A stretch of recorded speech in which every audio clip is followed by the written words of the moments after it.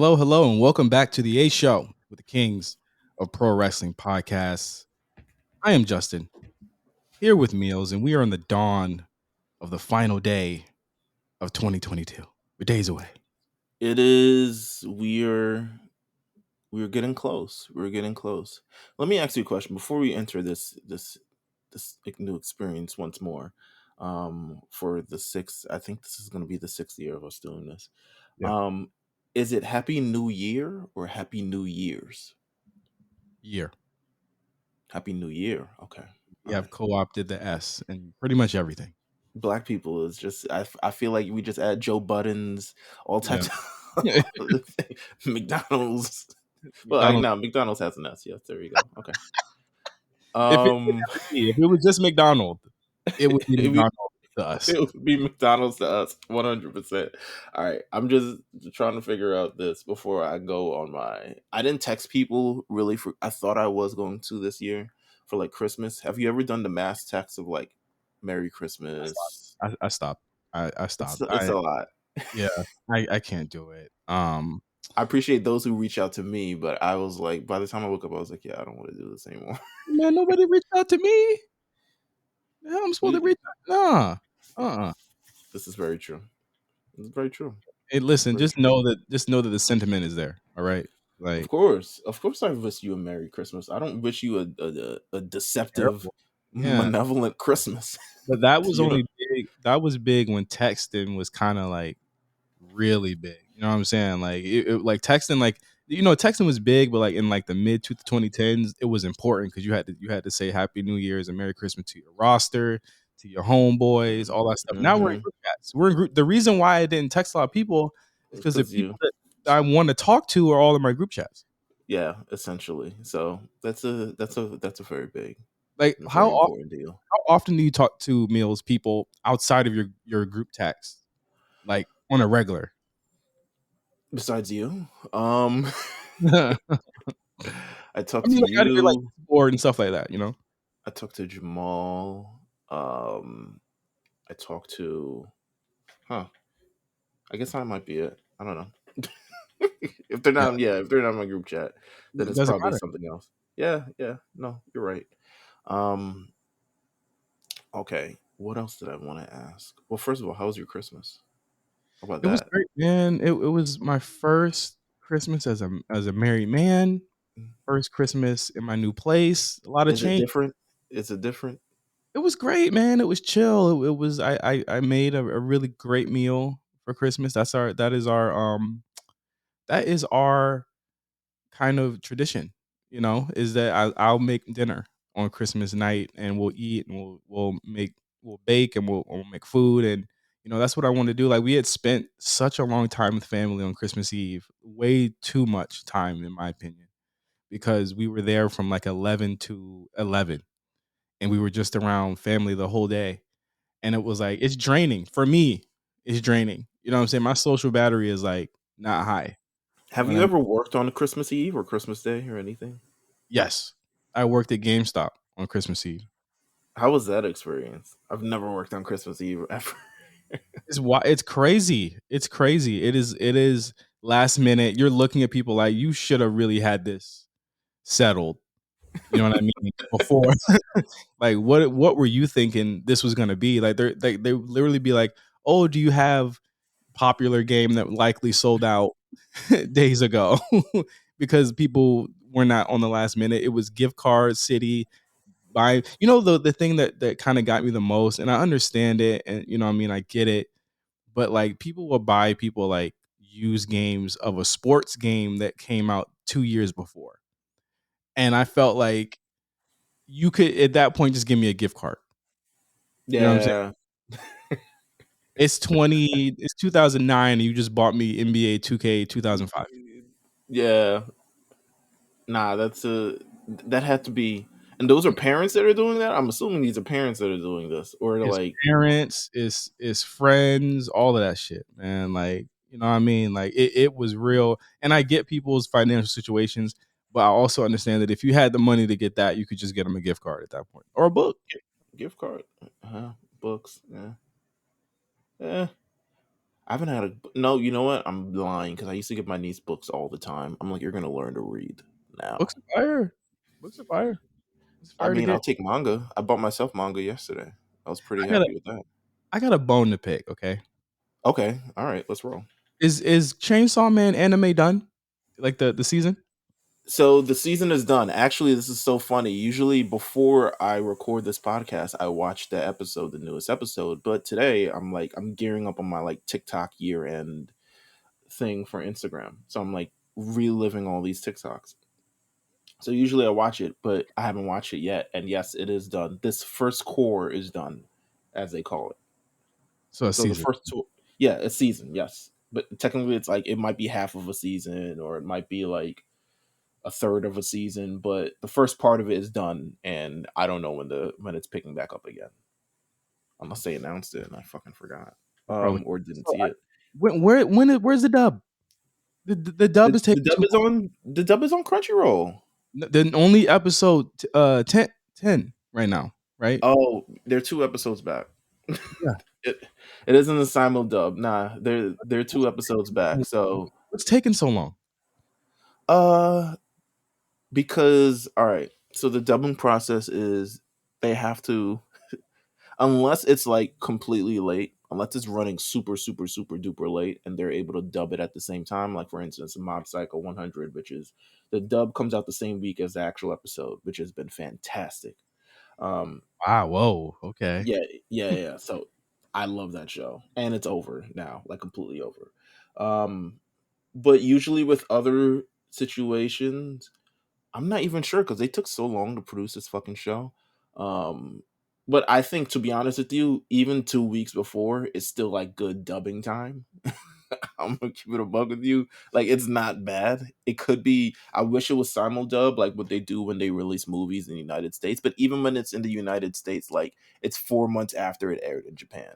So it's Jesus. like we haven't gotten to the place where I think the priority is make sure that the dub is all here and ready for you specifically, because so many anime fans don't care about the dub. That just is what it is. That's crazy though, because there's people like me who appreciate the dub. I I can't. I do 100 different things on a daily. Okay, absolutely. and I don't got time to be reading. You're doing like 4 things right now. I'm pretty sure. I I'm almost sure. I absolutely am doing like 4 things right now. And I don't feel bad about it. It's just I've accepted it as who you are. I'm a human, Um, but I have a problem. I love that. But here's the thing about the dub for Chainsaw Man. Okay, I feel like Chainsaw Man, and I'm only doing this because nobody ever invites me to the lookout. So this is where I got to do it. And also, there's been no wrestling news, but mm, um, I feel like Chainsaw Man is a game changer okay, in the I agree. same way, that like the Matrix was. And niggas might look at me like kind of wild for saying that, but I lived through the Matrix era. You know what I'm saying? And that was like Hmm. everything became, it had to be the Matrix. I feel like after this, everything's gonna try and be like Chainsaw Man, because like Attack on Titan is so dense and it's so full of story and plot and stuff like that, that not a lot of things can replicate that without being completely boring. Because the reason you kind of watch AOT is like the Titan battles. You know what I'm saying? And you Right. wait to see the next one, and that's why they sprinkle them throughout the series like so lightly. And I think that it's genius, right? But with Chainsaw Man, it's baked in to the style. You know what I mean? What's It's the not what's the moment where the switch flip for you? I'm interested.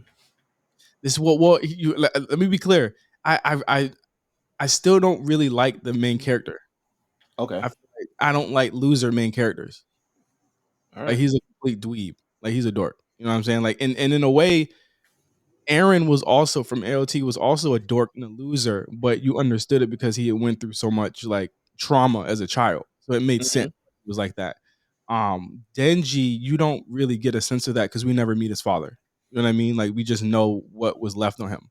I don't know if it happens later or you meet him or whatever, but like you're plopped into the story. But I had to appreciate it because like with the Matrix, you're plopped into the story. You have no clue about Neo's background because he's a cipher for something bigger, and that's what I feel like Dingy is in this Mm, cipher for something bigger that you're learning throughout this first season. Now I'm like, oh man, why do they want? You know what I'm saying? This isn't spoilers, but why do they want? Interesting. You're very close. Like he's a cipher for like I'm getting.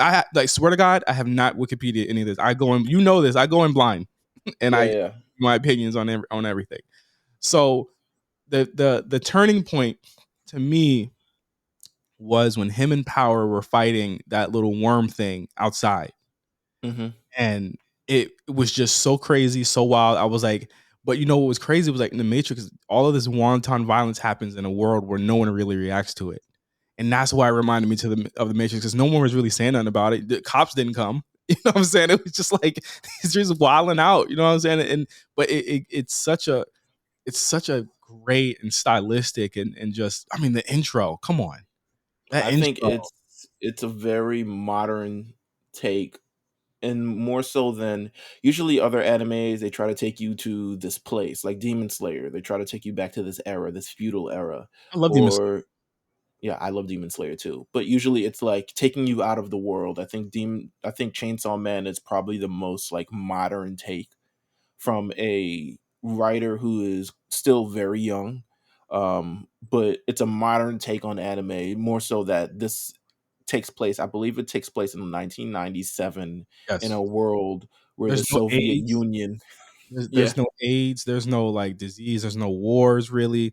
This is how they kind of maneuver, and that's because of the demons in it. And if you haven't seen Chainsaw Man, hopefully I'm selling you on it right now because it is that good. It I has. would hope so too. Is it planned on? Is it? Are they going to air it on Toonami or something? Um, Toonami is getting kind of the butt of not a lot of things as of late. I haven't seen many popular anime come across Toonami since pretty much AOT ended earlier this year. Damn, So, I they, think they just they tighten started My Hero Academia airing on Toonami a couple weeks ago, but it's behind. yeah. Plus, Chainsaw Man is, I think it's still pretty graphic for television.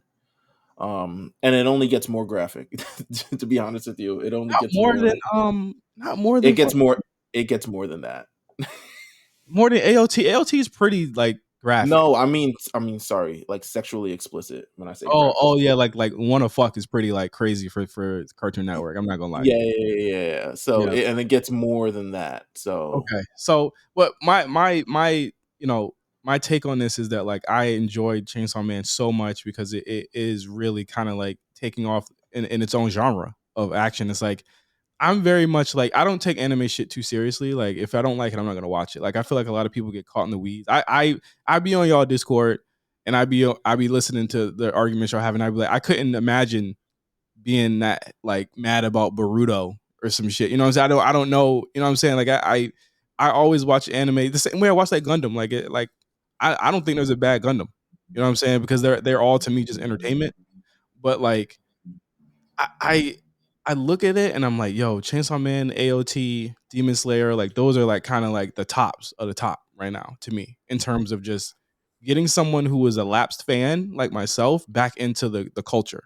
You know what I'm saying? Like I tried the Spy Family shit. I was like, it was it's eh. like you would have to. I think the thing with Spy Family is, because it reminded me so much of like Sunday morning comic strips, that I enjoyed it thoroughly because I read it first. And watching it is a completely different experience watching it first, because you're like, okay, where's the For the action. where yeah, yeah, where's the action at?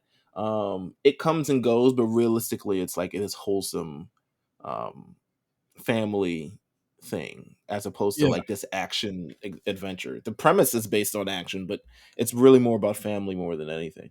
but I got a hotter take, man. Okay. Get mad at me if you want. I don't care. I'm not arguing with you about this. You know what I'm saying? I think Chainsaw Man is like I'm willing to say, and I put it down. I think I told you this too. I'm willing to say this right now, bro. I finally have something to compare it to be like, okay, this is why I don't like this show. I think it's better than JJK. I think it's way better than JJK. I'm sorry. I would agree. I would agree JJK because to me is pretty overrated. I'm not gonna lie to you. I think Jujutsu Kaisen, which is the anime that he's talking about, I think there's definitely spaces where I think it's like, oh, this is really, really good. And then there are spaces where it's like it's reaching. Actually, you know what's so funny about this? I was talking with Carlos about this, Carlos with two belts, because I was hanging with him yesterday. Shout out And Carlos. I was buying manga. Shout out to Carlos. I was buying manga. So we were talking about manga as we are going through this. And he says, I'm not sure if you ever watch Hunter x Hunter all the way through, No, but never. It's he says that show is tied to bad memories. it sure Go is on. for me, I'll tell you that. Keep going.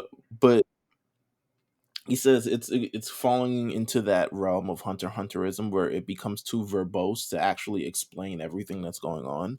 Where you need to my main thing of why I wasn't initially fall in love with it and waited for the animated drop was because I didn't understand everything that was going on. I still don't understand the power structure. I still don't understand the powers. It's not really that simple. And the situations themselves become so complicated that you kind of lose. And the writer itself, kind of Gege, loses itself in those moments and kind of loses the plot at moments. I think I feel like JJK is people was forcing it on niggas too much. That's another thing with JJK. They well, was it's the new forcing hotness. It was the new but hotness. it's in a way where it's like, okay, but it ain't like I like the animation on that shit. I did do the first half of like the first season, that little first season part. I think you're gonna like the second season way more than the first I season. started If it. you I do, started it. I got halfway through. I got halfway through. The fights okay, is dope. The fights is cool. I like the fights. The animation to me is it's the same it's a niggas who animated Chainsaw Man made this. So. I know, but like it's don't they feel like it's a step below? I feel like they got the A team on Chainsaw Man, and at times they got the B team on JJK. Nah, I don't even want to say that because like I've seen where But they why go is in the Chainsaw future Man so with it much better? But it feel like they fuck with that more. because they have that took a lot of time to make that anime, like a lot of time, and they incorporated a lot of these additional effects to it. Like there's like Okay. 3D effects and all Yeah, this other stuff like that. That and isn't the gunshot you told me about that loud ass gunshot. right, right, and it's not the same in JJK because it's like a mostly 2D kind of thing. But I do think first season is still the introduction. I think second season you if you do watch it, you'll love it way better than the I first gotta season. And finish. the second season drops it next year, so I just don't think I don't think it was like that amazing to me.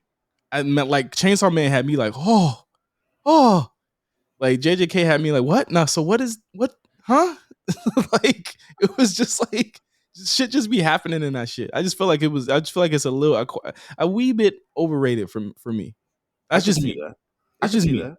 I can But see that. you know my taste though. You know what I'm saying. My I taste do. is that shit is. I need some story. I need some depth. You know what I mean. And I feel I like need story, I need depth, and then also action. You very big on action as well. yes, yeah, I like action. Action shit is my shit. And Chainsaw it gave me that, but it also gave me that story, like the when they stuck in the hotel room and they trying to like get out of that shit. I was like, this is great writing, you know what I'm saying? Because it's keeping them there in a central conceit, and they have to kind of reckon with the fact that all these people are insecure, and they're insecure about like the fact they don't know who this person is, and you know what I'm saying? Like I fuck with that. I really did like that a lot. I literally am on Amazon. I'm about to pre-order this Tamashii Nation's Chainsaw Man figure that comes out in August.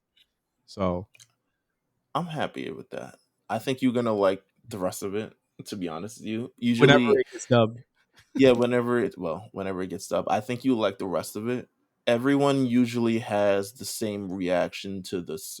There's a certain part in Chainsaw Man near the end where everyone has the same reaction to it. Um, and it's usually more so like, what the fuck? And it's amazing. So, um, Can't wait. if you do end up reading it, I No. think it'll be a good read. I do think. Listen, a lot of people have read it. Shout out to I listened to everybody. I mean, I've read it. I listened to Sound Only with Justin Charity, Micah, and they've read it, and I think they have the same reaction to that part as well. Justin Um, Charity listens to the show. So shout out to I him. I come on down, my friend, please. He won't come on the show. He'll probably hear this too and won't text me about it. Because I've Well, been like, I come on the really, show. Get on the show, bro. I don't care if you don't watch weekly. Yeah, I don't care if you don't watch weekly either. We just need your take on certain things. I'm only taking a lookout detour because me, like I said, Meelz never invites me on the show. He doesn't like me. Well, listen, that's that's not my. It's not the reason why. Um, Oh, I know why. You tired of talking to me on a weekly basis anyway. You just I need to talk to somebody. no, no, no, no, no, no. First of all, with the newest season, because the dub hadn't come out yet, I was just like, okay, Don't invite me because I definitely didn't watch it. you're not gonna watch it. So, but next year. Yeah, let's do it. Let's do it. Well, me and Cyrus are working on JoJo Agenda, so you guys will hear me on Oh, lookout. are you? Oh, okay. Yeah, we are. I mean, you saw Spa Colors came out, so we're definitely, we're cooking up. Okay. Let's get into the list. Thank you, Hey, everyone. there's no wrestling news, but I want to say one thing. Free my guy Miro. Yo, you see how nasty Tony was talking about him yesterday? Listen, listen. I didn't even. First of all, I didn't retweet nothing because I know the source of where it came from. But and you called me a hater, but this is just the energy that we're on. But the way he spoke to that man, Bro, or spoke about that man rather, and saying you don't see backup quarterbacks and backup NBA players complaining about not playing. And I'm like, you've never you have no concept of, because it's definitely happened. And usually those players either they'll request a trade or they're waiting uh, for a trade or they'll be let out of their deal. Isaiah Thomas, hello. Yeah, listen, it's a people are usually let out of their deal if they're bench players. We have a lot of people on the Knicks currently who are benched recently because our lineup went down to 9 players as opposed to playing like 11 or 12. Mhm. And those people are going to likely be traded, and they know they're going to be traded, so they're not really complaining about anything. The difference is you're not letting people out of their contracts and saying, and you're keeping them there, or if they are let out of their contract, you're giving them this insane non-compete clause where they can't wrestle for WWE for a damn near year. Mhm. Um, so, but to me, I was like, damn, that's egregious. You don't want your boss openly talking about you like that. Like, Again, it's his propensity to put his foot in his mouth firmly at every stage, at every moment of his career as a CEO and the owner of a company. It's like you never see people talking about their own employees like that. And I feel like this Miro thing is getting nasty now, the same way that the not the swear the what was her name, Swole, is getting nasty like that now. And I think Miro is petty enough to continue this going. And I agree. I have a hot take. Well, not a hot take. It's not a hot take. I think philosophically, wow, okay. I philosophically, th- I think philosophically, um, they look at the business differently. I think yeah. Miro still looks at it from this point of an entertainer still in the WWE kind of realm. Whereas Tony doesn't really look at it like that and puts wrestling at the forefront. But I don't think Tony truly respects Miro as an actual wrestler because he's put so many other people on television before Miro, which makes no sense to me because Miro has, at this point, has more experience than them. He's been wrestling for a decade at this point. Um, has more experience than a lot of people that's currently featured on the show. Well, Um, but my thing is when he comes back, the vibes is off. Like when he comes back, the vibes is immediately off. vibes is, I mean, I think everyone's just gritting through it. To me, the House of Black vibes is off. Like, is I don't even know what they're doing anymore because I Yeah, haven't watched the show. they back, but the vibes is not the same vibes as when they first got there. Ooh, there's a nice Sukina figure that I could pre-order as well. Mm, do you? He's shirtless. Okay. I kind of fuck with that vibe. I'm gonna send you the link. It's a nice.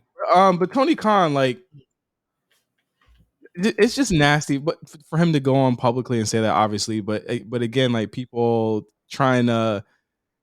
I mean, people turning on Miro. There was a whole weirdo thread that was like, well, people like Miro are bad for AEW, and Imagine people like Bianca who are okay with losing in 26 seconds and stuff. Like I was like, bro, y'all are really doing all of this for Tony Khan. Did you see that? Did you see that thread? I did see the thread. I thought it was a ridiculous take to kind of stand on and to compare as such, because to me it makes there's an absence of sense. I think he must have been like high out of his mind when he made that. No, he was But dead ass serious, Meelz. He was but dead ass serious. I feel like um I feel like honestly, I just think that Miro has a different philosophy. I think he looks at it differently, which is why it's like I guess they've been working on what they do to come back, and Miro hasn't been with it. And I'm pretty sure I feel like ROH was pitched to him, and he was like, "Nah, I didn't come to be signed to fucking Do ROH." you feel like he is looking at it like, let me just turn down everything, sit on my deal, and hopefully he'll let me go because I don't want to be here anymore? But in Nah, what I don't think moment, so. in what situation caused him to not want to do whatever Tony says anymore? There was also a rumor going around that like Tony was finding it hard. I think he said it's hard to book people like the WWE people because they're really kind of against jobbing, basically. First Why'd of you all, sign so many? yeah, and then also I don't know. It's like one. Also, you have a win loss column, so shout out to that. Um, if the wins didn't matter, you wouldn't have made it matter. Um, but also, I feel like I don't know. I think everyone's trying to do what's best for them at the end of the day. I think that with Andrade. I think that with Miro. I think that with Jericho. I think that with Brian.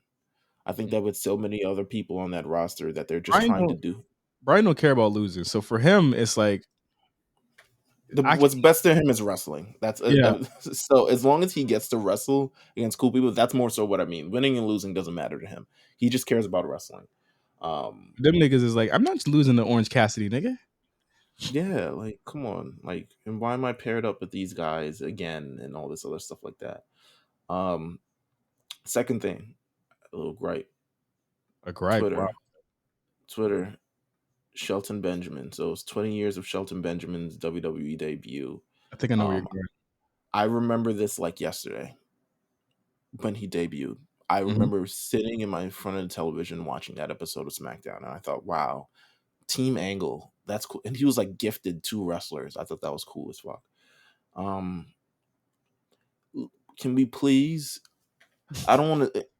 Shelton Benjamin is talented as hell, but can we please stop writing the narrative of his career that he should have been the world champion when clearly I feel like at any time, as good as he is, because he's gifted as hell. But we know, stop acting like athleticism is going to carry you to the world championship. It's just not.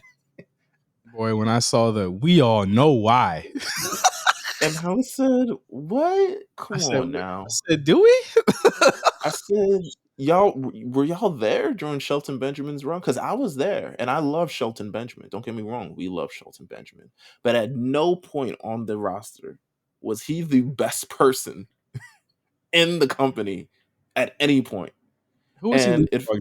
Who was he leapfrogging, y'all?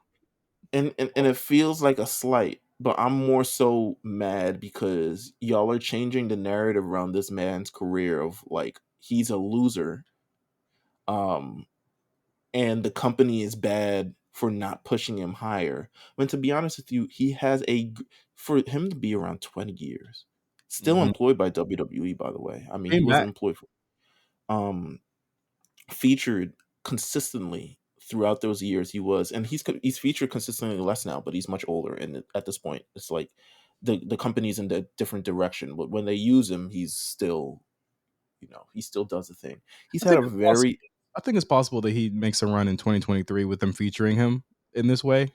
I Um, agree. there are there are overtures that the Hurt Business might be coming back anyway. So I mean, that probably is the way that they're going to go.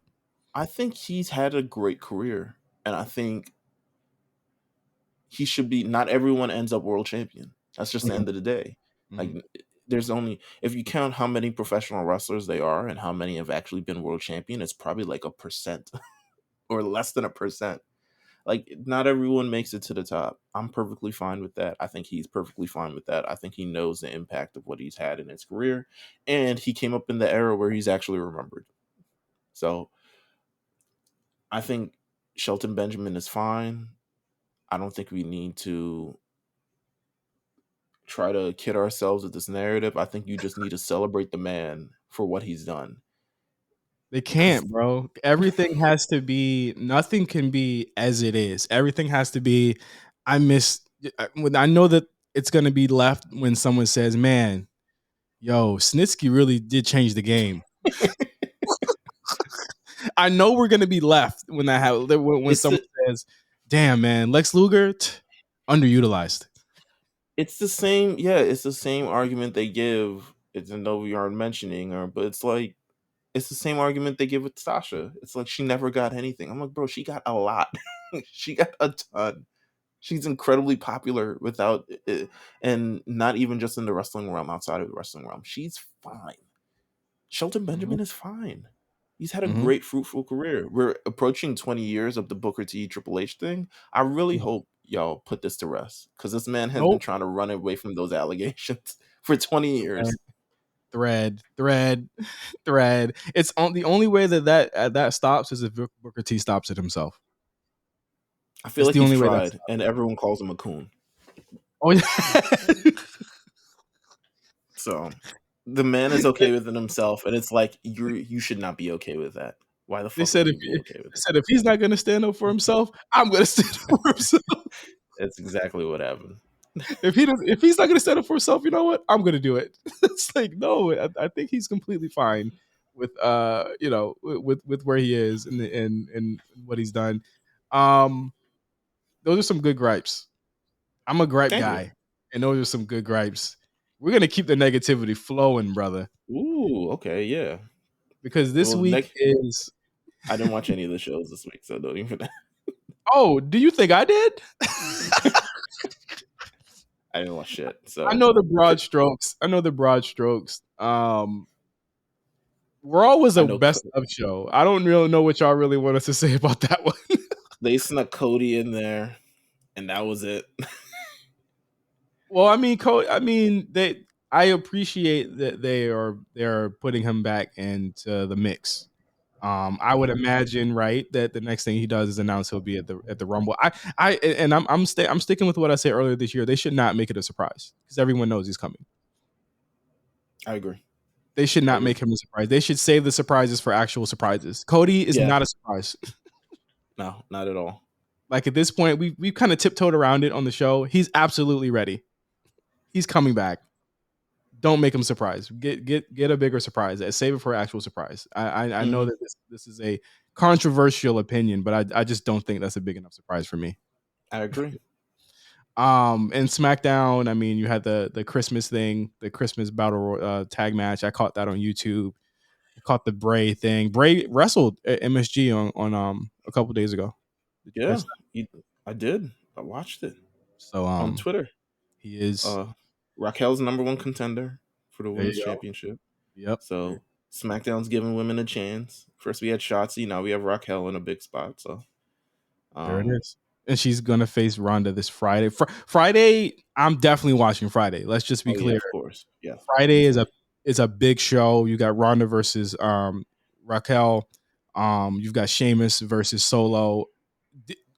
For all intents and purposes, should be Solo's first solo loss.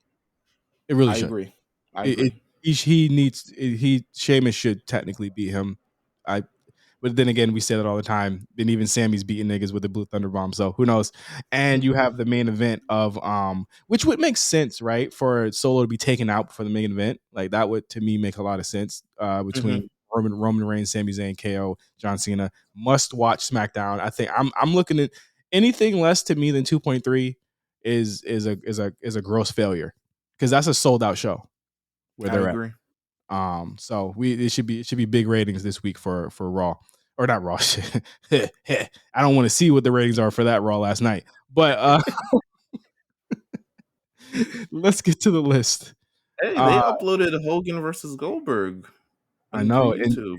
and literally we were just talking about it on the Discord. I believe somebody was like, "I feel like that was a mistake," and I was like, "No, that match is one of the biggest matches of all time, and they Yeah, needed to put it on TV because I don't know too many people that at that time would have been able to order that show because pay-per-views were not a big deal back in the day, but TV was." I agree. All right, let's get into Um, the negativity for sure. let's start off with something cringe-worthy. Cringe-worthy moment of the year. Meelz, what was your choice? My cringe-worthy moment of the year was Austin Theory losing his Money in the Bank briefcase. A bumbling way to blow up a briefcase, including an open challenge for the United States Championship, which, by all intents and purposes, he could have probably answered that and saved the briefcase. It being for the United States Championship just in general. Him then cashing in on the United States champion after he had a match with Bobby Lashley. And then him losing said thing to blow up the briefcase. And I mean, it's given him his edge now, which is what he's needed.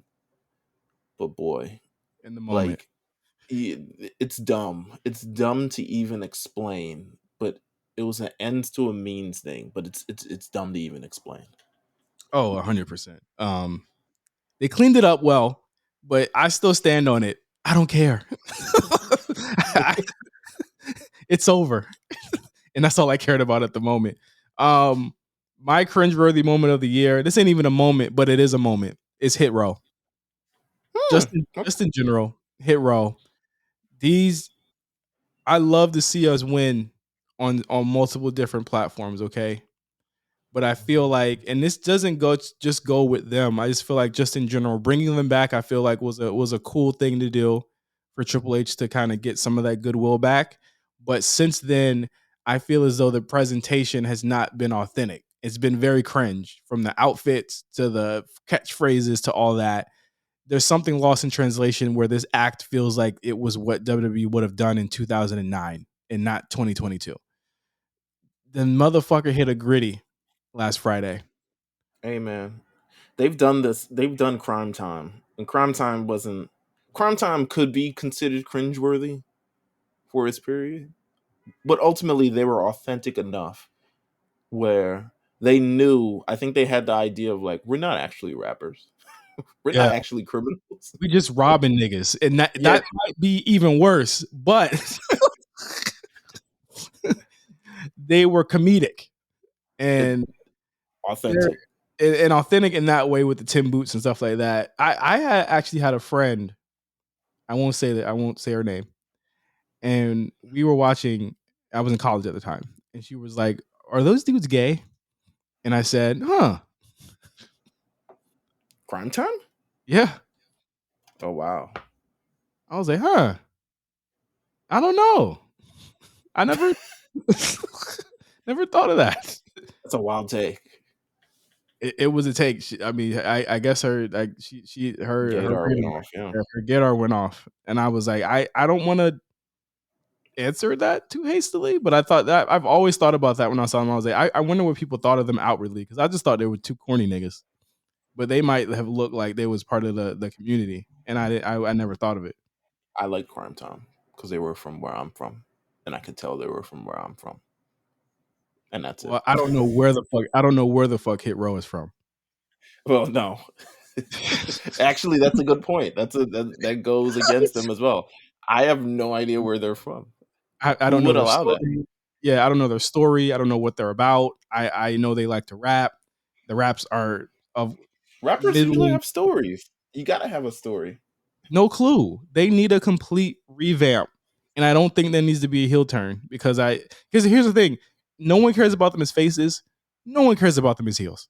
Let's just be clear. Do you think that with Hit Row, Swerve not being there was a big is a big kind of miss for them because he was kind of the guy that could work? Have you seen who Swerve is with now?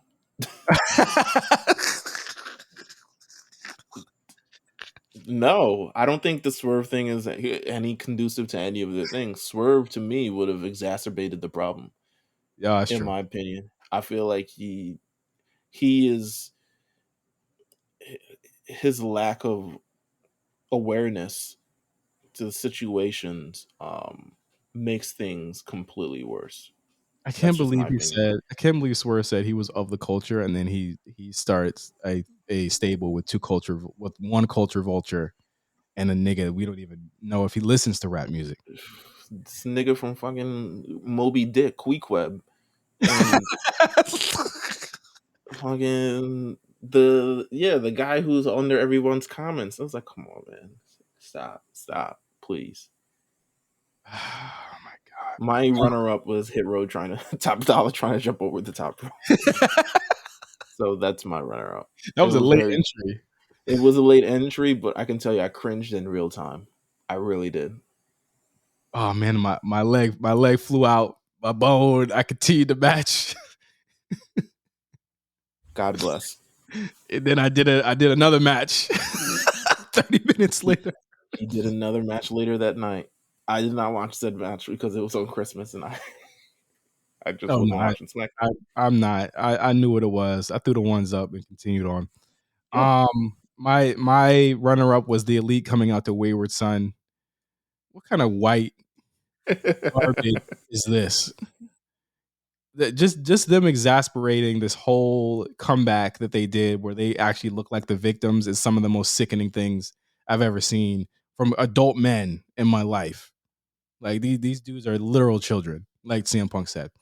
Um, Most improved for 2022. We had a unanimous decision here. Uh, Hey, Liv Morgan, most improved. come on now. Come on now, Liv. Went from most overrated to most improved. How can you deny that? How You were can you too deny that? you were I too green. think I feel like at the end of the year, what do you think actually like flipped the switch? Was it truly the matches or the programs? Because I felt like there was a level of comfortability of being in that space now where she felt like she wasn't intruding. She felt like it wasn't what's that syndrome where people don't feel like they belong in this thing. Imposter. I feel like it wasn't imposter syndrome at all. I feel like she now legitimately is like, oh, I belong here. And that's kind of like what I getting off of her. You know what it was for me? We weren't huge fans of the Becky matches, right? But what the Becky matches did was give her a foil to play off of where people actually got behind her afterwards. They got behind her a lot more after the Becky matches, even in a loss. And then from there, she just started winning. The Rhea thing happened. And I think that was also a turn. They started putting her against people where they had to boo the other person and support Liv. And she became the baby face that I feel like she always had the ability to be. And I really thought that as a babyface, she worked, and I even liked the fact that she even got a little bit of an edge, or she has an edge in her right now.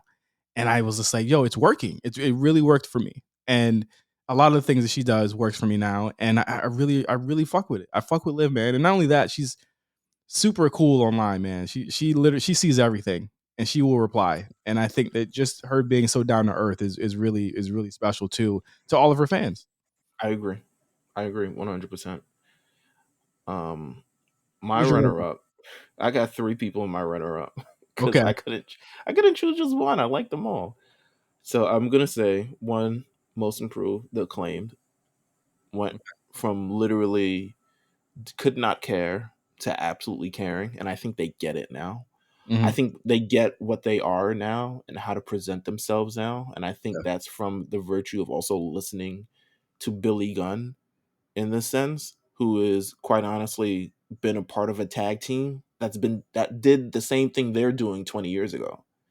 Um, and kind of understanding not only can everyone can have the matches and everyone can have that stuff, but to be able to be those personalities that really draw people to the show, I think that's a very special talent. So the acclaimed and their allegiance with Billy Gunn, I think is doing wonders for them. Tiffany Stratton Yes. came from nowhere, came from nothing to something. Like Yes. she is killing it. And then also, listen, came up with Ludwig Kaiser. Okay, I see you. Come on, Shout you out to her. saw that? Yeah, I saw it. she I've living it up. seen it. I saw it 6 times in the Discord today. free trips to Madison Square Garden. Hey, soon it'll be her trips. She'll Soon he'll be she'll accompanying her. she'll be back soon. Hey man. Next week I think she'll probably be back. I think they have been alluding to her return. So Yeah, she's I think she's getting a soft reboot. I don't know if she's gonna get spoiled rich girl anymore. I think she's gonna be a little bit more matured, if I can guess. That's what it felt like for me. the Um, Daddy's Little Rich Girl thing had a ceiling, and if that's yeah, where they're going to stop, then I'm glad that they're going to stop that. She tried with it, but when you're that athletic, like you know what I mean, like you gotta do something different. You know what I mean, and like Mandy's gone now. Come on now, Mandy's oh gone yeah, now. it's wide It's open. It's it's wide wide open. open. Yeah, Um, it is. and then my Um, third person was Wendy Chu. who I needs love Wendy. who honestly needs a kind of a restructure to me? I don't know. Well, yeah, I showed up to a sleepover and uh I don't know. I think she makes it. I mean, she's made everything at least work to some extent, or at least tried. Commitment has never been her issue with what she's doing. Um, but yeah, I could see what you're saying. But I feel like she's between the match that she had, Cora, Tiffany, Mandy, and all the programs that she's had, the tag team championship things. I think she's of like probably one of the best assets the women division has, low key, and she hasn't even won the championship. Like you could slot her in anywhere, and she makes it work. And I yeah. think that's incredible. Yeah, I in ring is not an issue with her for me. I think that again, her gimmick has a ceiling, and it was part of the kind of this. They're going away from a lot of the silly gimmicks in 2.0 that were in 2.0. I don't know if you noticed, like a lot of those are going away, and they're getting more grounded characters. And I'm wondering where they'll go with Wendy when it's time for her to get a little bit more grounded. I know they still have Chase U there, but you got to have like comedy baby faces on that Right. on the roster. Um, my most improved was Ricochet, and not in ring, but we talked about this in our interview with Ricochet. I feel as though his confidence is where the improvement came. I always felt like Ricochet was kind of like a "aw shucks" type character, where he was just like, yeah, "I'm just happy to be here." And this year, he kind of shed that, and I liked it. The promos were there. He once he put that gold chain on, it was a wrap. In the Jordans, I was like, I started feeling like that was really who he was. You know what I mean? And Right. and that's why I put him on most improved. I Least would agree. improved, least improved. I went with Jay Cargill here. Um, I think for several reasons, I could see why people see her as the future of the business. Absolutely, no question about it. She is the future of the business if she can learn how to like work. You know what I mean? I saw a lot of people getting on Lash Legend this year who has less than a year of training under her belt. Hmm. Meanwhile, Jade Cargill has been on that show for 2 years and is a champion, is undefeated. And it is to me, I can't tell a difference between their quality of their matches at times. I watched AEW for a good month, 2 months this year, and every show that she was on, I roused no type of improvement or seeing no type of improvement from her. And I feel like it is a detriment to AEW to not get her that training that she really needs. You know what I mean? With all Or of the talent. throw her in the deep end. Like you gotta. I think her level of opponents hasn't pushed her either. To be honest with you, and I question why they haven't put her against Hikaru Shida as of yet. Even if Hikaru Shida loses, like the match that she had with Jamie Hayter last week is probably one of the best women's matches in AEW history. And to me, I question why they don't put her in the deep end against these way more experienced people who are going to teach you that in the ring. She's not going to learn anything from wrestling the fucking bunny or Anna Jay Yeah. or um But why didn't she learn anything from wrestling Athena? you that's an answer. You ready for that answer? You ready for that answer? Because it's not going Yeah. to be a good one. Yeah, I go don't think ahead. I don't think they liked each other, so I don't think she had any intention on teaching her. Okay, I, yeah, that's I true. don't. I get that. Yeah, I had Yeah. no. And their match was so short anyway. It was like 7 minutes long. I don't think there's any. And that she didn't do a lot of wrestling in that program either. So it's like clearly they're pushing back on her. They're like, okay, her strengths isn't in the ring, but it's like you gotta. I agree with you. It's got to be up to par in this day and age to really become a superstar. Like you can't sweep that under the rug. At all. Thank you. Yeah, that he co-signed. Um, it has to be up to par. It has to be on that level, and I don't see that from her, and it's concerning. And I honestly don't think they care. Like I feel like a lot of people. I don't like to say stands, but I feel like a lot of people that are huge fans of hers, they could I say purposely overlook this? Yeah, Could I because say that? stands. Yeah, Yeah, so they purposely overlook this aspect of her, and I get it, but let's just be clear that there's a lot more under the hood that needs to happen for her to get to where she needs to be at, and I just don't see it yet, and that's why she was my least improved for this year. I agree. My least improved was Trick Williams. Trick Willie. You got to get better, guy. you gotta. You don't even wrestle, to be honest with you. Like, and when you do, I'm not impressed. You've been around for a long time. You have this fake TV show that's coming out. I'm questioning on how it's gonna look. I want to know if it's gonna be Zeus Network quality, to be honest with you. um, because they got a lot of things going on in that damn network. I'll be honest with you, but he's got a lot that he needs to work on, and it still shows. And he's athletic and has an athletic background and is charismatic enough to let it shine through. But similar to that, you can't. It's not going to carry you to the end. And his matches with Wesley didn't impress me. His matches that be on Up Next don't impress me. He's got a He's like he has two left feet. Like yeah. he can't quite seem to He get it right. needs if Booker can sit down with him because I know he's trained with Booker before. Um, but really sit down with them because I see them. They have similar body types and similar. It feels like a similar trajectory as well. With athleticism and all this other natural stuff that came to Booker. I think if Booker can sit down with him and teach him how to hone it down in the ring, he can be a force on his own. But as of right now, you're gonna be the guy next to Trick. I mean Mello for a long time if you continue wrestling as such. And if you continue wrestling as such, they will turn that Uber around. We saw what happened with Electra. They will turn that Uber right around, and you will be back on the you will be back on Absolutely. the show. Like they don't care. Your ass will be back there on NXT chilling with Grayson Waller. Um, my uh my runner up was Mustafa Ali. Mhm. He talked a lot of shit this year. He talked a gang of shit this year, and when he got back, I feel like the promos wasn't improved. The matches wasn't improved, and I feel like he actively just started annoying people, which was weird, right? Like he got back after all of the fanfare, and and people did not want to see him on their TV screens. And Go ahead. oh, go ahead. No, I think he suffers from. I think he's trying to be liked, and you can't try. Like we know you can wrestle, but there's a thing of where I feel like he's trying to be liked or tried to be hated when he was a heel.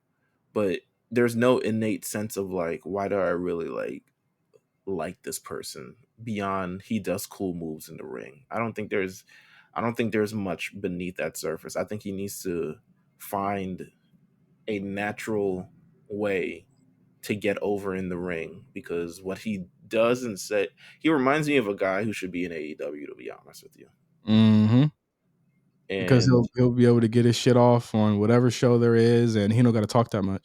yeah, so So yeah, that's funny because people wanted him to get released or didn't want him to get released or whatever, and now they want him to go.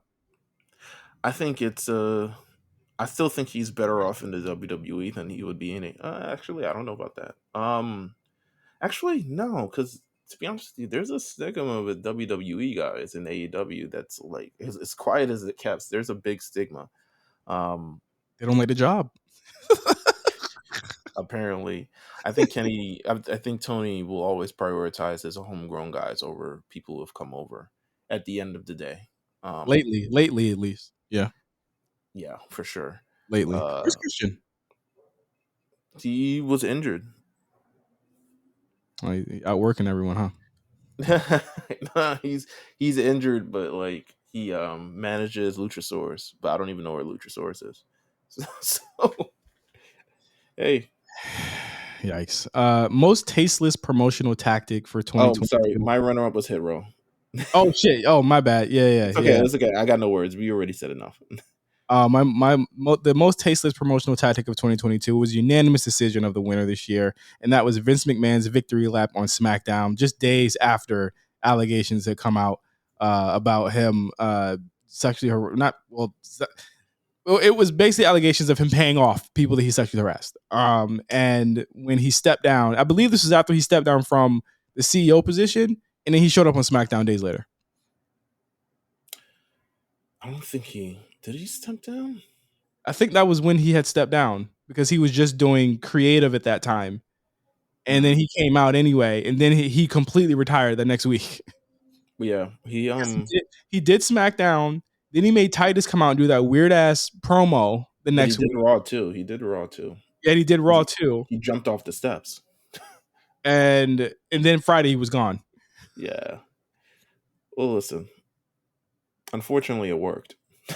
That's the worst part about it. Yeah, He came yeah. out to a roaring applause from whatever city. I think they were in. I want to say they were in Minnesota, Minneapolis, somewhere up north. It was the same SmackDown where they had Roman Reigns versus Riddle, and he came out and people lost their minds, almost didn't care about the allegations. And to be honest with you, I think if he comes out again in front of a wrestling audience, it's gonna be the same. To be quite honest, the actual terms and situation of what that was is so muddied that people still think that it was just him cheating and paying the girl off to be quiet and not something more sinister between a subordinate and someone above them compared to the countless other women and now rape charges. That's why people don't really look at it as a bad thing because they think Right. that it's just him being a player, and it's really not. And the reason why this was just so sickening and disgusting and tasteless was the fact that he just again, it was another white dude who gets in trouble and takes no accountability for it. And that was, as much of a genius as he was in terms of Mhm. pro wrestling, outside of it, he was just completely irreprehensible as a person. And I think that was tasteless for him to get TV time for that. I agree. So that was Um, our most tasteless. What was your runner up, Meelz? my runner-up is just Tony Khan. I think a slew of tasteless promotional tactics can only like it doesn't add up to a man coming out during sexual abuse allegations and peeking his head out of SmackDown and going in a victory lap. Somehow it doesn't add up to that because that's kind of like slimy and grimy and fucked up, all this other stuff like that. But Tony Khan, literally from the last show of last year, we were literally, I mean, it was New Year's Eve last year, the whole Swole thing. Then the stuff about contracts and Adam Cole's contract and Aleister Black contract. I got these guys signed in for 5 years. They're not going anywhere. And kind of like to say that outwardly. Jeff Hardy, signing Jeff Hardy, putting him in all these different situations and not taking accountability for like why he was released, where he was, all this other stuff. And then also not releasing people when he probably should. I think he got a slew of this man is, I don't know how he's still running this So he's a running he's a this ship. tasteless promoter. There you go. Tasteless promoter. That's what he is. And I think with Tony, we started to see even more. I mean, you could go to the brawl out incident too He of won't just, even the interview Ariel Helwani, right? Like oh even that yeah. instance, like, all right, what happened? Like you came to this interview to talk. You wanted Ariel Helwani, you know what type of interview he does. And then people getting mad at him for probing about these questions and not asking about the Triple H thing and all this other stuff like that. And it's like it's on It, y'all. It really is. A lot of snafus that he made this year, just in terms of his talent, and that was really tasteless. And I mean, now with the Miro thing, that was tasteless too. I think that there's certain things you can't say, you shouldn't say. Um, I mean, to piggyback off of that, the Elite returning to TV the way that they did and doing the CM Punk thing was tasteless to me. I feel like for someone who actually did make you guys money at one point, I don't blame the rating stuff on Punk. I mean, I know he wasn't like a ratings draw, but I don't blame that on him. I blame it on just the TV show in general not being mainstream enough for people to actually tune into it every week. You know what I I mean? agree. Like, I don't blame that on him, but for someone like CM Punk who actually did change the perception of your company a year ago, when people said WWE is in legitimate trouble, and even we agree, we said, "Hey, this is scary. This could be a problem for them." Um, for you to turn your back on that and basically treat him like he was always the problem is crazy. And I thought it was pretty tasteless for him to come out, do the buckshot lariat thing, the biting, the GTS, all of that stuff. Super corny, super corny. I locked into that episode of Dynamite, and I was like, this is the craziest thing I've ever seen. I think anyone who makes me side with CM Punk on any issue is pretty tasteless. So that's why I put them on here. Hey, come on now. I agree. Worst match of the year, unanimous. I don't even know how we got unanimous on this. Uh, What do you Jade, mean? Is there a worse match? some people would say there was worse matches, but Jade Cargill versus Marina Shafir. I put Jade on this because she was already my least improved, and this match was kind of the set off point for me. But it looked like two people who did not want to work with each other, who were both trying to their hardest to make this the most toughest, unworkable match ever, and they succeeded. That shit was nasty. Don't ever do that again. But they gonna do it. I think they've done it like twice. So I feel like we're gonna probably see it again. Yeah, Um, but nah, that was nasty. yeah. It's again, it is a situation where without the proper training, and Marina Shafir was in the PC. So what the fuck was they doing in the PC too? Unless she just won't showing up. I don't know. But it looked all bad. It was all bad. It's just you just shouldn't be able to do that.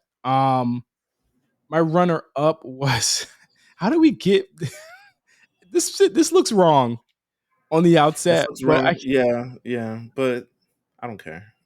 I do care, but it's my Britt Baker truth. What do you want me versus to live? Britt Baker versus Soraya from Full Gear. I don't want there to be a thread about this.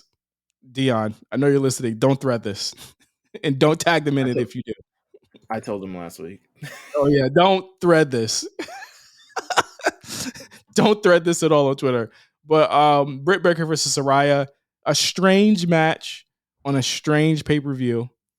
Um, Clearly, she had looked like she had not wrestled in years. Is the best which thing one? that Which I can one? Britt or Soraya?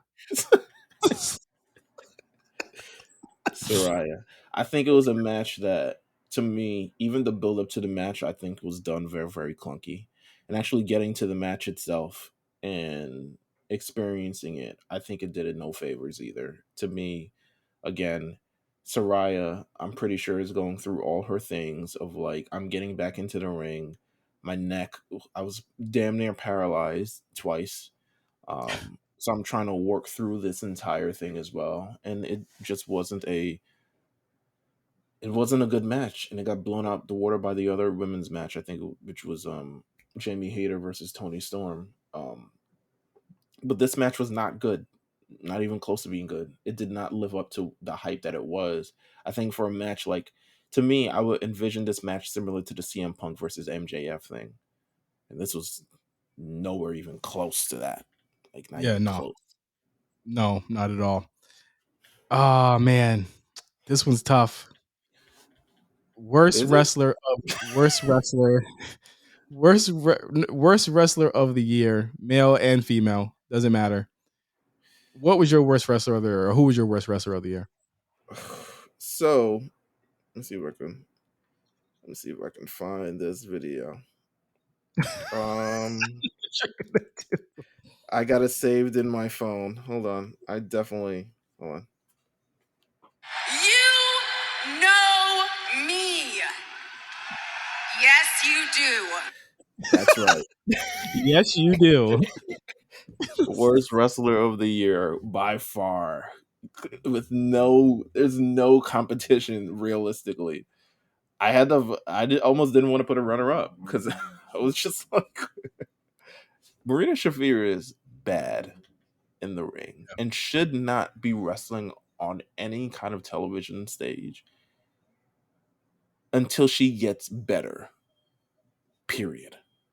You have Marina Shafir. She did MMA. She's Roddy Strong's wife. I get the whole jazz. Did you hear what she did? That was the worst promo Yeah, that's and ever existed. my thing is that like And you talk give her a about things that don't need scripts or something. yeah. Here's my thing with that. Like you let her do that, and you let her have so much time on your little YouTube show to do it, and I just can't believe that was allowed to happen on your TV or your YouTube. Like it just doesn't make any sense. That's one of the worst promos, but also like no one's teaching y'all promos either. Like no one's saying this is how you got to do this shit. Nobody's saying that, you know. And I just think that is it's not good, y'all. She's had the worst match of probably all of her opponents that she's faced thus far. Like all of them. And I pray she's improves, but sometimes this may not be for you. I feel like I'm being unnecessarily harsh, but I feel like I'm also being truthful because everything that was bad. It's your That's truth. bad. It's your truth. It's your truth, man. All right. It's your Who you truth.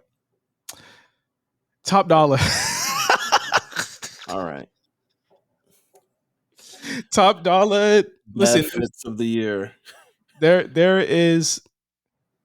I mean, not even the fits. I mean, there are three things that you know is going to happen in a top dollar match. He's going to do the fall away slam Samoan drop. He is going to, you know the hits. You know what I mean. You know everything he's going to do in the match. He's going to do the shoulder shuffle, little drop, elbow drop, straight out of 2004. He moves like between Jamal and Rosie? Who was the not good one? Was it It was it? it was Rosie because Jamal ended up being Umaga, Yeah, he's which like we the know Rosie. He's like the Rosie of, and I think Rosie's not no longer with us, but he is um, not. That is yeah, Roman Reigns' brother as well, so take your chances how you will. Rosie wasn't great. You know what I mean? But I think Top Dollar is worse than Rosie, but he's definitely the Rosie of this generation, and he's just not good, man. He's a The fit, superhero in training, is what you're saying? the fits, whatever. You know what I mean? He's gonna wear what he's gonna wear, There's no but whatever with dumb shits, man. man, I remember he went on Twitter and said, "I'm wearing Angela Davis," and I said, "I don't care, brother. Brother, what does that got to do with wrestling? You're on You, TV. you need a stylist, brother." But I mean, not even this is before even the flip over the top rope. He is just objectively bad. I know people like really want the hit row thing to work, but it's not going to work if they don't know how to work themselves. And I think their time could be better used for like the Viking Raiders, who I think are a way better tag team, who are saddled with a terrible gimmick right now. And Hit Row gets a lot of TV time, but it's like maybe the Viking Raiders could work if we got to see their gimmick more than these motherfuckers on TV every week. Maybe, I don't know, but they're terrible. What was your runner up, Meelz?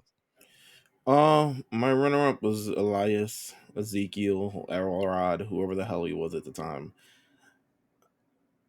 I'm surprised he's still just there. Employed. Cause what the hell, bro? Like you wow no one in the ring. Like no one.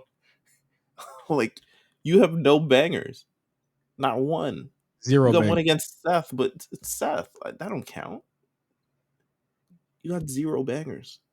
You got repackaged into a great program that Kevin Owens made work. But it wasn't because of any of the matches. After a Stone Cold. This is Chris Jericho losing to Fandango at WrestleMania kind of vibes. Yeah. Like, nah. Just no. No. Elias, sorry, but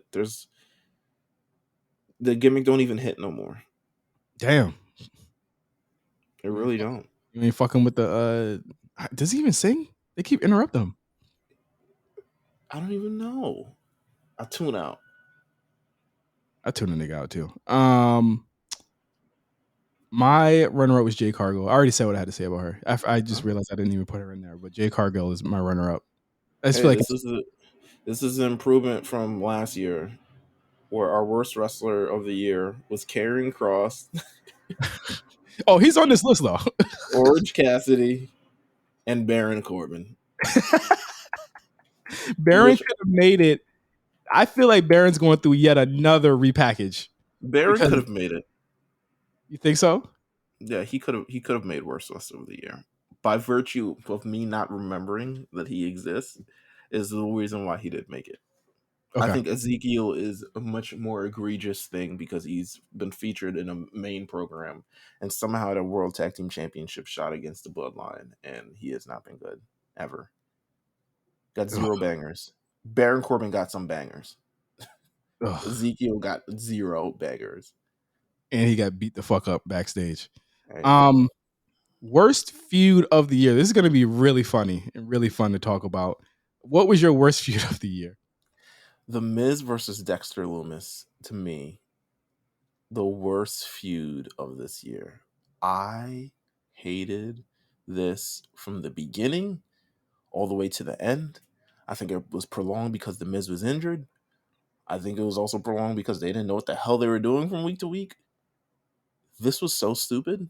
And the ending is even. I'm glad we wrote this. I'm glad I wrote this. I wrote this before. Uh, what's my man name? Was Jonah Rock? What's his name? Yeah, Bronson Reed. Johnson Reed. Yeah. I'm. I wrote this before Bronson Reed showed up. The Bronson Reed thing perfectly caps us off to me as the worst feud this year. Unfortunately, I didn't like it at all. Waste of time for the Miz. Yeah, you would know. You would know. A lot of things Miz does is a waste of fucking time to me. Uh, my worst feud of the year is Joe Gacy versus Braun Breaker. That was Just, nasty, just everything about this and it was kept going too. That was the worst part. it would never fucking end. It never ended, bro. Like it was literally like there was a new wrinkle every single week to this thing, and it just did not. It didn't work. I didn't feel anything Kidnapped for his it, and pops. yeah, kidnapped his dad and tortured him. Let's not forget that he tortured his dad too. And I hated everything about this. I thought that it was one of those things where NXT was trying to do something really cute with Braun, and I figured that it was like one of those types of situations where it was like, let's get him in different types of feuds that aren't just against power guys, and that could work if the guys have a fully figured out gimmick. But the issue with Joe Gacy is that they pulled back after getting all of that that pushback, right? Because they thought that he was trying to be some type of right wing Jordan Peterson type thing. Right. And they pull back on it, and I feel like they shouldn't have. I feel like they should have just clarified what it was a little bit more. And they didn't, and I thought that hurt him. And he has been like the Gacy character has been hurt for a really long time because of this. Not only just this feud, but just because they didn't know what to do with this gimmick. And I don't think him and Braun should have been put together. I feel like they should have really prolonged the Cameron Grimes feud to make that work a little bit better. And we haven't seen Cameron Grimes in a long time. Hey man, he should be on Raw soon. I feel like he's gonna be on Raw. I saw something that they showed him in a video package for Raw in 2023. Him and I hope so. Indy actually. I hope so. I hope Indy leaves too. I think it's time. Indy I know was people close to getting worst wrestler of the year. For she had a hot stretch. She had a hot stretch until she started pulling out superplexes and fucking Polish hammers. you was about to cook Indy, bro. I was about to. She had a hot run of hot garbage. Just Oh my god. slipping on shit. Couldn't find her footing after her friend got fired. Who hasn't been brought back. I think they need to bring her back. You fuck with her that And much? I learned to. She was the power moving. She was the power girl. Like she was the power one. Like I was like, oh, I get her now. Um, my runner up for worst feud of the year is Charlotte versus Ronda, for all the reasons I said last week. But why? Why did you? Was it? I don't know. I feel you, but also This feud feel was like so whack. Like it was so whack to me. Like it was just them shouting at one another and hitting each other really hard and say that I am the standard and I'm that bitch and blah blah blah blah blah blah blah. And neither really wanted to show any kind of vulnerability. Neither one wanted to take a pie to the face. If we're talking about Tony Storm. Neither one of them wanted to get put through a table. Neither one of them wanted to get like beat down for a week. Both of them had to look good every week. then they tried to re-rock the police arrest thing. Yeah. She was beating up fucking Drew what's your Gulak. man's name? Drew Gulak. The hell was that? Both of them beat him up. But only because they did not want to look weak. I'm saying.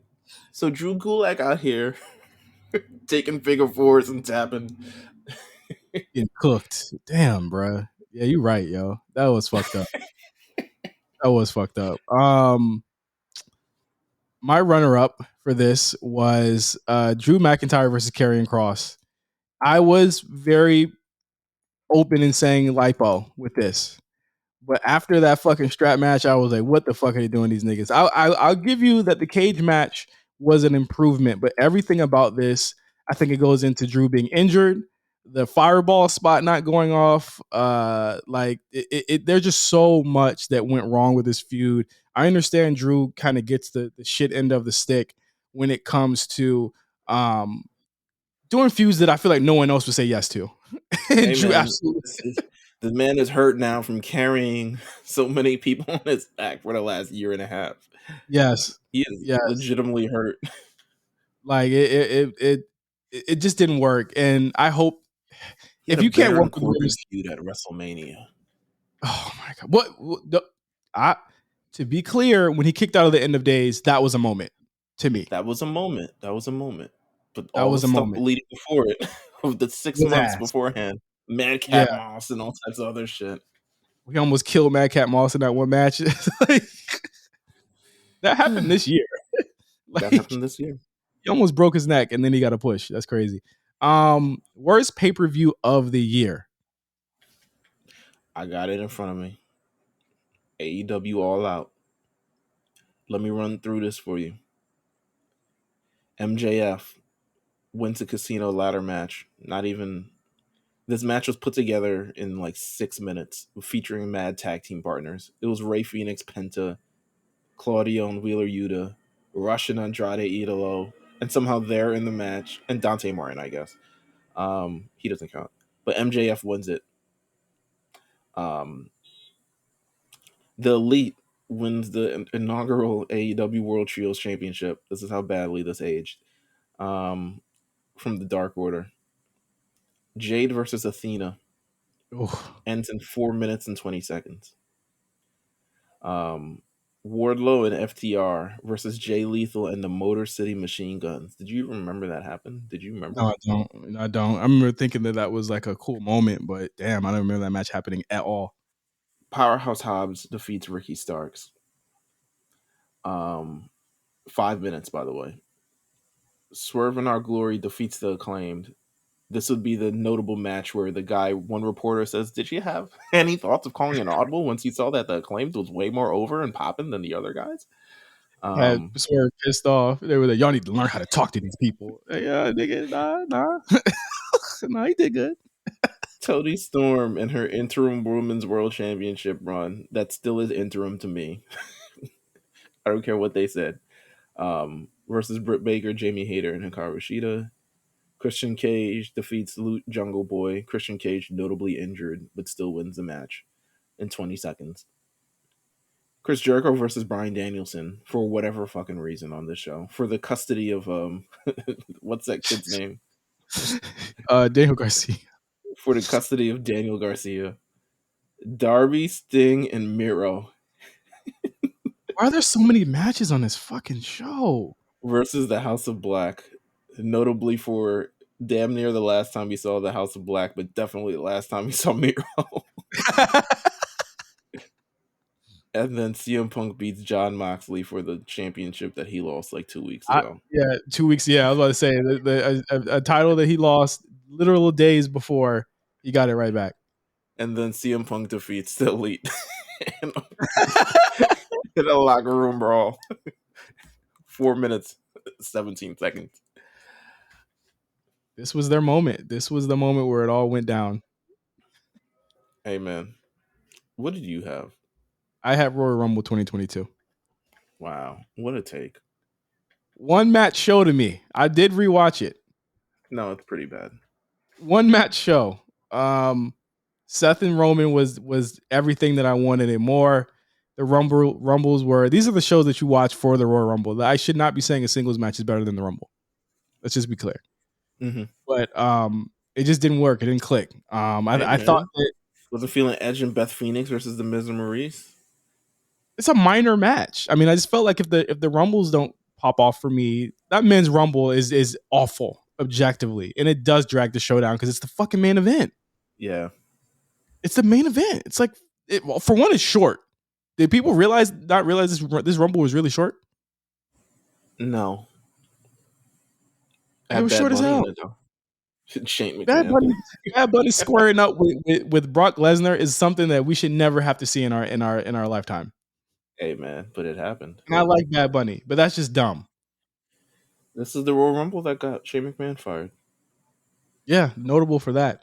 My runner-up was All Out 2022. Meelz, you pretty much kind of put that one in the basket. What was your runner-up? Oh, let me actually pull up the card. WWE Hell in a Cell 2022 was my runner-up for worst show of the year. Granted, it had a classic match, but the undercard is incredibly forgettable. Great triple threat match with Bianca, Asuka, and Becky Lynch, but ultimately forgettable. Bobby Lashley defeats Omos and MVP. Forgettable. And now they're like retconning it practically. Yeah, they're going back on it. Kevin Owens versus Ezekiel. Oof. Enough said. The Judgment Day of Edge, Damian Priest, and Rhea Ripley defeats AJ Styles, Finn Balor, and Liv Morgan. Should have been a lot more of a car crash. Retcon that one too. Madcap Moss defeats Happy Corbin in a no holds barred match. I remember that being pretty enjoyable though. I do remember that. I can't remember shit about that shit. Theory defeats Mustafa Ali to retain the United States Championship. And then, of course, the main event, which is like godly, is Cody versus Seth. But to be one match show, ultimately. One Hell in a Cell show. I know it was two, right? The triple threat was Hell in a Cell. No, triple threat was not in the Hell in a Cell. It's a regular ass match? Regular ass match. Oh wow. All right. Mm. I don't remember as much as I thought I did. Most confusing booking decision. Again, I had Austin Theory losing his briefcase. I had CM Punk losing the AEW title in 5 minutes. Very confusing. A lot of I mean, if there's any moment that should have showed their ass to you, it's this one. My runner-up was MJF flip-flopping alignments. That was didn't make sense. And then my runner-up was CM Punk winning the AEW title a week later. Confusing for all stretch and imagination. Most overrated. This is our last one for 2022. Most overrated. Overwhelmingly between us two, Britt Baker. There were people this year saying that she was better than Bianca Belair. She won this award for me in 2021. And she wins this award for me in 2022. Y'all gonna learn to properly rate this woman. Y'all gonna learn. I mean, I think she's being properly rated now. It seems like Jamie Hayter's getting all the buzz and attention, but we know how long that's gonna last. Eventually, for now, Britt's gonna turn on her. They're gonna have their big feud. Britt takes the title. I thought Britt would have took the TBS title by now. That's just what I thought. I don't know why they're keeping them apart, but I think that when that finally happens, there's going to be a very noticeable move away from Jade Cargill at that point when she loses that title. I think when she loses. Go ahead. No, you go ahead. No. I think I agree with you on that one. But overall, Britt Baker, like what? And y'all put her in the ring with Soraya. I guess she's the I most mean, trusted person there, but yeah, and she's probably the most popular woman there. I'm just to be honest. Like, I think Jamie's pretty popular, but I think Britt they'll definitely go for Britt over Jamie. The way I of feel right course, now. I agree. Um, Runner up for you, Meelz. How was he overrated? All right, go ahead. Carrying Cross. How Why is he they brought you overrated? back, bro? Why you Well, back? okay. Why you why you bald, or why you not bald? why you back? What are you really here for? Until a week ago, you to me were the most questionable why they brought you back decision of 2022. Until a week ago, you got completely eclipsed. Um, he to me, I think he's lucky by virtue that Vince McMahon isn't writing his shit.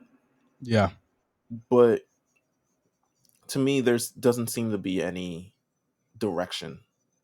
He's kind of like a guy that you just like feud with. They seem like they wanted to put him in the world title picture, and I'm sure Roman was like, "With who? Not with me." he kept saying when I come for the title, I said, boy, you better stop saying that shit. But he kicked that hourglass over and knocked your whole shit off. Um, no, but I to me he's just overrated. I haven't seen anything that's impressed me since his return this far. Not even close. I hope he proves my lipo correct. Me being lipo for him, but it's not looking good. Yeah, it's not. Hold on, let me see It's if I not can looking- find the clip I posted on Twitter. Uh, where the nigga didn't know who he was. oh Um, God, don't do this. all right, I'm not gonna do it because I can't find it. I think no, I didn't delete it. There we go. Whoops. I don't even know who this is. I don't know who this is. What is, bro? That's Karrion Kross right there, dude. Karrion Kross, I don't know who he is. What's funny is Karrion Kross is like smiling in the background. You can clearly hear him. Listen, What I'm it sure is? I'm sure people backstage like him, or some people like him. I don't know, but I don't get where what they're trying to do with the way they push him. I honestly think that a lot of the presentation is there. I just don't think that the personality is all there. If that makes sense. Like, Let's see where we get to when we get to Mania. I feel like he's got to be featured somewhere on there. I feel like he'll have a title. I'm not even gonna cap to you. I feel like he's gonna have a title. Which title? I don't know. Gunther like who? Which title, nigga? That's what Gunther said. Well, Gunther Which ain't title? going. Hey, Gunther got a bigger. Gunther is more than likely gonna have a bigger situation than a title at WrestleMania. Hey man, Gunther, he good. He's good. He's straight. Ain't nobody need to worry about him. He's gonna be all right. My runner up was MJF. it's a hot take. I feel as though for someone who had the world in their fucking palms last June or last May, rather, the whole wrestling world talking about him. Ever since Brawl Out, everything with him started to be a little bit less and less important because of the way they paid that whole thing off. He barely had any matches. He's only had like what, 2 since he came back, and Mm-hmm. they weren't really amazing. He had a really good match. I thought AEW match of the year was CM Punk for sure, but a lot of that was CM Punk willing to bleed and fucking do what he had to do to make it look believable. I'll give him that. But I think just in terms of in ring, it's just not there for me.